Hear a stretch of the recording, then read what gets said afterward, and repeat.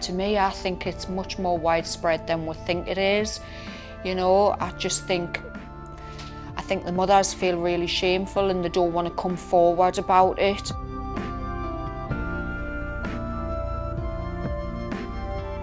So even in the beginning, the babies will not feed well. You know, they might have problems with latching on or sucking or projectile vomiting. They can't hold down the milk, they're bringing it up. You can't settle them, they don't like to be held, but they want to be held because it's a baby. And, you know, from the off, they're really irritable. As they get a little bit older, the learning development is quite behind. Again, you can't comfort them. They're quite independent, they're very rough and ready, you cannot sit them still, they're not great at feeding, they're very rough or climbing. You know, my daughter was just always climbing. I couldn't sit her still and give her a toy to play with. She was like climbing the curtains. You know, if I got things with shelves, she'd be climbing the shelves.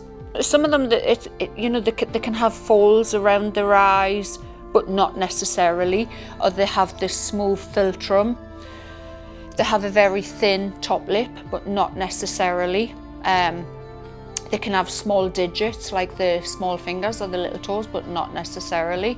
They can have a high pain threshold. He has nose and throat problems, recurring illnesses, backwards and forwards to the doctors. Joint problems. You know, the mental problems is that cognitive problem where they don't make the connection, or they're not reading social cues, or they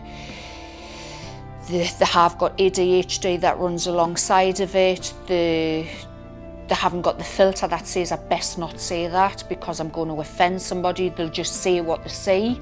The teachers used to think she was doing everything on purpose, but she didn't have the concentration skills. That is what FASD is. The child that doesn't really grow up. Our body was growing up, our peers were growing up, so our body kept growing up. But mentally, she had just all these vulnerabilities of a child.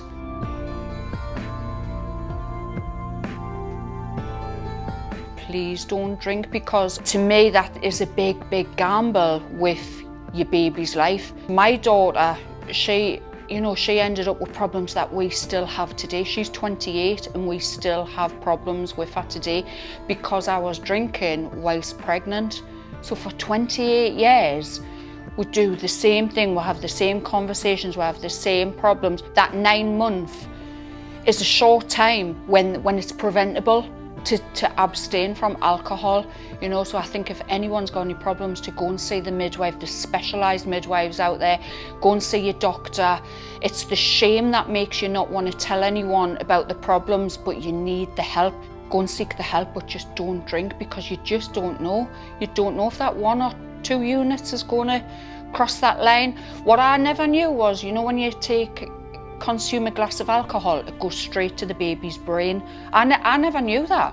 I thought it was like, it sounds really ignorant, doesn't it? But I thought it was really separate.